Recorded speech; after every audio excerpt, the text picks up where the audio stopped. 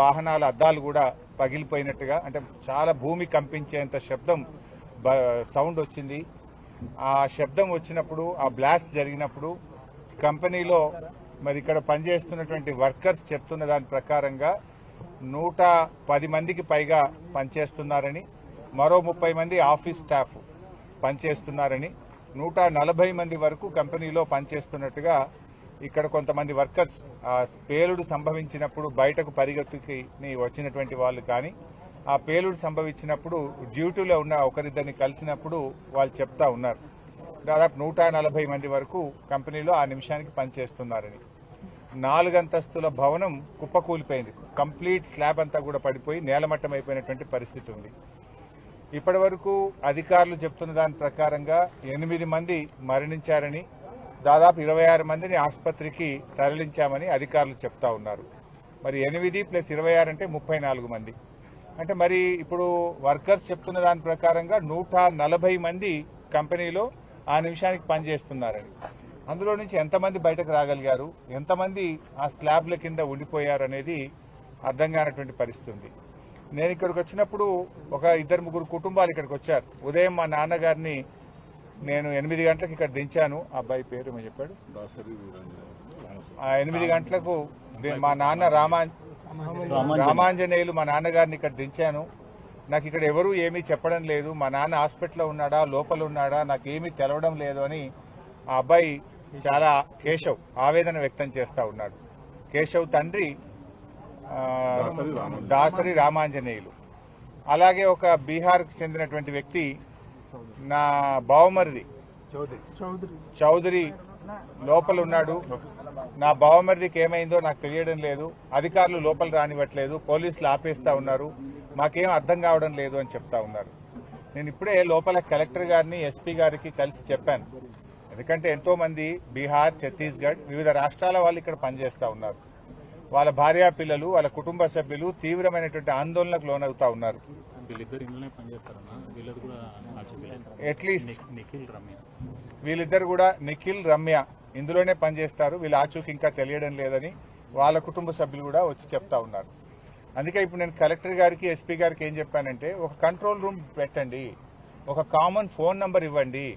Incident జరిగింది 9 గంటలకు, దాదాపు 1 అవుతా ఉంది, 5 గంటలు అయింది. ఏం చేస్తున్నారు 5 గంటల నుంచి? ప్రభుత్వం ఏం చేస్తుంది, అధికారులు ఏం చేస్తున్నారు? ఇంత పెద్ద ఇన్సిడెంట్ ఈ ప్రాంతంలో జరిగితే ఒక కంట్రోల్ రూమ్ పెట్టి, ఒక ఫోన్ నంబర్ను పెట్టి, ఎవరైనా ఫోన్ చేస్తే ఇక పలానోళ్ళు పలానా హాస్పిటల్లో ఉన్నారు, పలాని వాళ్ళు చనిపోయి పోస్ట్ మార్టం దగ్గర ఉన్నారు, ఇంకా మిగతా వాళ్ళ వివరాలు తెలవాల్సిన అవసరం ఉంది, తీసుకోవాలన్నా వద్దా? ఇప్పుడు ఒక 4-5 నాకే కలిస్తే నేను తీసుకెళ్లి అక్కడ కలెక్టర్ గారికి, ఆర్డీఓ గారికి కల్పించాల్సిన పరిస్థితి ఏర్పడ్డది. ఎంత ఇర్రెస్పాన్సిబుల్ గా ప్రభుత్వము, ఈ అధికార యంత్రాంగం పనిచేస్తుందంటే ఇది నిజంగా చాలా బాధాకరం. ఒకవైపు ఎన్డీఎస్ఆర్ఎఫ్ బృందం అద్భుతంగా లోపల పోయి పనిచేస్తున్నారు, వాళ్ళను మనం అభినందించాల్సిందే. కానీ రెవెన్యూ యంత్రాంగము, జిల్లా యంత్రాంగం ఏం చేస్తున్నట్టు? బయట నేను ఇప్పుడు చెప్పాను, ఒక టేబుల్ పెట్టుకోండి, ఒక చిన్న హ్యాండ్ మైక్ పెట్టుకోండి, ఓ 2 తహసీల్దార్లను, 2 ఎస్ఐలను ఆడ కూర్చోబెట్టండి, ఓ లిస్టు దగ్గర పెట్టుకోండి, ఎవరెవరిని ఏ హాస్పిటల్కి పంపించుకుంటే ఒక లిస్టు పెట్టుకోండి, చనిపోయిన వాళ్ళది ఒక లిస్టు పెట్టుకోండి, అసలు డ్యూటీలో ఎంతమంది ఉన్నారో, ఆ రోజు మార్నింగ్ షిఫ్ట్కి ఎంతమంది పంచ్ చేసినారో అటెండెన్స్ లిస్ట్ ఒకటి పెట్టుకోండి. అంటే డ్యూటీ ఎంతమంది పంచ్ చేసిండ్రు, అసలు డ్యూటీలో ఎంతమంది ఉన్నారంటే ఒక్కొక్కరు ఒక లెక్క చెప్తున్నారు. కలెక్టర్ది ఒక లెక్క ఉంది, ఎస్పీది ఒక లెక్క ఉంది, ఇంకొకరిది ఇంకో లెక్క ఉన్నది. డ్యూటీలో ఎంతమంది ఉన్నారు ఆ టైంకు 9:18 అంటే ఇప్పటి వరకు 5 గంటలైనా ఎంతమంది షిఫ్ట్లో పనిచేస్తున్నారో అధికారులు చెప్పడం లేదు. అసలు ఏ వివరాలు కూడా లేకుండా బాధ్యతారహిత్యంగా పనిచేసినట్టు కనబడతా ఉంది. మరి ఇది రాష్ట్రంలో కార్మిక శాఖ మంత్రి ఏం చేస్తున్నట్టు, మరి ప్రభుత్వం ఏం చేస్తున్నట్టు? కనీసం ఒక టోల్ నంబర్ ఇయ్యరా, ఒక టోల్ ఫ్రీ నంబర్ ఇచ్చి ఈ నంబర్కి ఫోన్ చేయండి అని చెప్పొచ్చు కదా. లేదు, కనీసం చాలా మంది కుటుంబ సభ్యులు ఇక్కడికి వచ్చారు, వాళ్ళు ఎవరిని కలవాలి? పోలీసులు నూకేస్తున్నారు. మా బావ ఏమైంది, నా భర్తకి ఏమైంది, నా బావమర్దికి ఏమైంది, మా తమ్మునికి ఏమైంది అని ఏడుస్తున్నారు. వాళ్ళు ఎవరిని కలవాలి, ఎక్కడ కలవాలి? కనీసం ఒక కంట్రోల్ రూమ్ పెట్టరా, ఒక 2 తహసీల్దార్లను కూర్చోబెట్టే బాధ్యత లేదా మీకు? ఓ హ్యాండ్ మైక్ పెట్టుకొని ఇక్కడ రండి బాబు అని సెట్లో చెప్పి ఎవరు ఫ్యామిలీ మెంబర్స్ వచ్చినా అది రాసుకుంటే అర్థమవుతుంటుంది. రేపు ఒకవేళ లోపల అదృష్టం బాగుండి బతికినా వాళ్ళకి అటాచ్ చేసి హాస్పిటల్కి పంపొచ్చు. ఇంకా బాధ కలిగేది ఏంటంటే, ఈ చిన్న ప్రైమరీ కేర్ హాస్పిటల్లో జాయిన్ చేసినారు, జరిగిందేమో బాంబ్ బ్లాస్ట్. 60-70% పైగా ఖాళీ ఉన్నారు. అసలు మనిషి 30% పైగా కాలుతేనే లైఫ్ ఈజ్ ఇన్ డేంజర్. వాళ్ళని ఎక్కడ చేర్చాలి? కనీసం ఒక ఏజీ హాస్పిటల్లో, ఒక మీరు అపోలో హాస్పిటల్లో, ఒక యశోదాకో వాళ్ళని పంపించి కాపాడే బాధ్యత లేదా? ఒక కార్పొరేట్ హాస్పిటల్ పంపే బాధ్యత మీకు లేదా? ఏమైందమ్మా, మీరు ఎందుకు పంపట్లేదు? ఇంకా ఈ చిన్న చిన్న హాస్పిటల్లో పెట్టారు, వెంటనే ఏజీకి పంపండి, వేర్ ఈజ్ యువర్ డిఎంఎండ్హెచ్ఓ అని మేము ఇప్పుడు అధికారులను గట్టిగా అడిగాం. పంపుతాం సార్ అంటారు. ఎప్పుడు పంపుతారు? మీకు ఆ మొదటి గంట అనేది చాలా విలువైనటువంటిది. ఆ మొదటి గంట 2 గంటల్లో మీరు కరెక్ట్ గా ట్రీట్మెంట్ అందించగలిగితే ప్రాణాలు కాపాడగలుగుతాం. Golden hour, you are missing the golden hour. ఇప్పటిగా చిన్న చిన్న ఆసుపత్రుల్లో వేశారు, కనీసం అక్కడ స్పెషలైజ్డ్ డాక్టర్స్ ఉండరు. వాళ్ళని ముఖ్యమైన కార్పొరేట్ హాస్పిటల్ పంపించి వాళ్ళ ప్రాణాలు కాపాడే బాధ్యత ప్రభుత్వానికి, యాజమాన్యానికి లేదా? అంటే పూర్తిగా బాధ్యత రహిత్యం. వాళ్ళను మంచి ఆసుపత్రికి పంపడంలో ఫెయిల్ అయిపోయారు. వాళ్ళకు కనీసం సమాచారం అందించడంలో ప్రభుత్వం ఫెయిల్ అయిపోయింది. ఎంతమంది డ్యూటీలో ఉన్నారంటే చెప్పే పరిస్థితి లేదు, ఎంతమంది మరణించారంటే చెప్పే పరిస్థితి లేదు, ఎంతమంది బయటకు వచ్చారంటే చెప్పే పరిస్థితి లేదు. అంతా గందరగోళమైన పరిస్థితి. ఇది పూర్తిగా రాష్ట్ర ప్రభుత్వ వైఫల్యం. ఇక్కడ కనీసం ఇంత పెద్ద బ్లాస్ట్ అయింది, ఒక ఫస్ట్ ఎయిడ్ సెంటర్ అనే పెట్టాలి కదా. కనీసం ఒక వెహికల్ తెప్పించి ఫస్ట్ ఎయిడ్ సెంటర్ పెట్టి ఆక్సిజన్ పెట్టి వాళ్ళని తీసుకువెళ్లాల్సిన బాధ్యత లేదా? Totally responsible. ఇది పాశమైలారం ఇండస్ట్రియల్ ఏరియాలో వరుసగా ఇది 3వ సంఘటన. ఈ ప్రభుత్వం వచ్చిన తర్వాత హత్నూర మండలంలో కూడా ఆ మధ్య ఒక బ్లాస్ట్ జరిగితే ఐ థింక్ 5 అనుకుంటా. ఆ రోజు 5 చనిపోయారు. 5 చనిపోతే ఆ రోజు కూడా ప్రభుత్వం పట్టించుకోలేదు. మరి ఏం వరుసగా బ్లాస్ట్లు జరిగి ఇంతమంది మరణిస్తా ఉంటే ఈ ప్రభుత్వానికి ఒక బాధ్యత లేదా? Is it not your responsibility to take care? ఈ సంఘటన మీద విచారణ జరపండి. ఈ బ్లాస్ట్ ఎందుకు జరిగింది? ఈ బ్లాస్ట్ లో ప్రభుత్వ అధికారుల నిర్లక్ష్యం ఉంది. సేఫ్టీ మెజర్స్ తీసుకోవడంలో ప్రభుత్వం పూర్తిగా ఫెయిల్ అయిపోయింది. ప్రభుత్వం ఎక్కడ కూడా బాధ్యత రహితంగా ఉండడం వల్లనే ఈ వరుస సంఘటనలు జరుగుతూ ఉన్నాయి.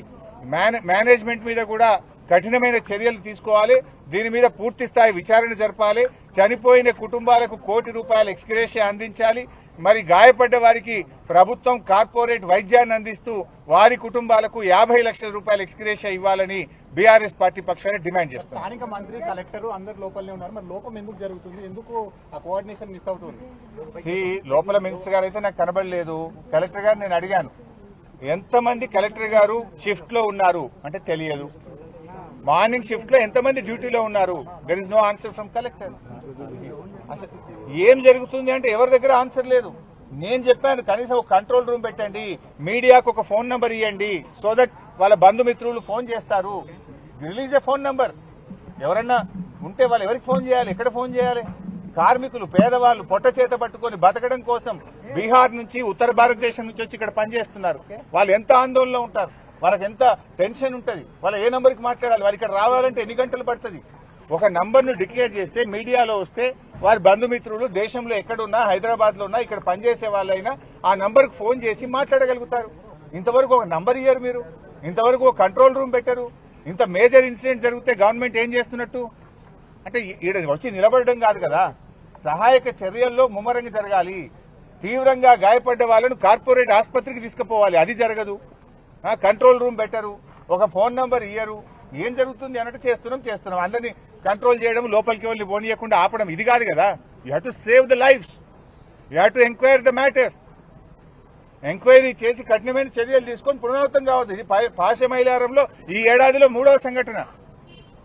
ఇది టోటల్ గా బాధ్యత. ఇప్పుడు ఏమైంది, మీకు లేబర్ డిపార్ట్మెంట్ కానీ, అదేవిధంగా బాయిలర్స్ డిపార్ట్మెంట్ కానీ, ఇండస్ట్రియల్ డిపార్ట్మెంట్ కానీ వాళ్ళు రెగ్యులర్ ఇన్స్పెక్షన్స్ చేయాలి, రెగ్యులర్ గా మానిటర్ చేయాలి.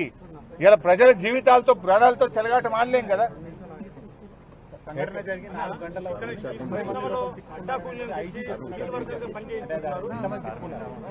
ఈ ప్రాంతంలో పరిశ్రమల్లో అడ్డాపూర్లను తెచ్చి స్కిల్ వర్కర్ గా పనిచేస్తున్నారు.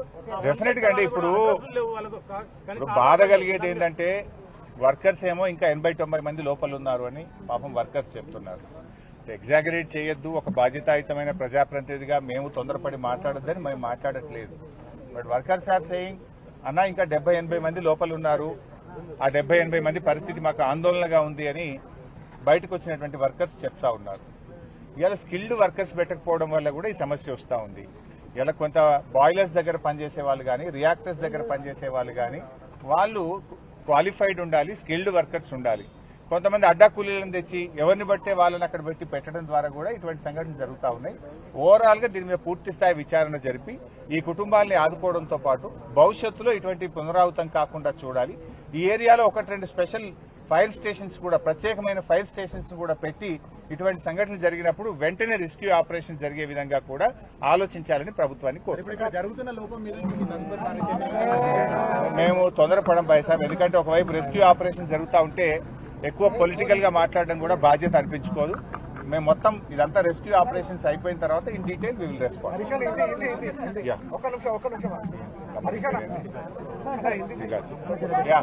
భాష మైలారం మే యా సిగాచి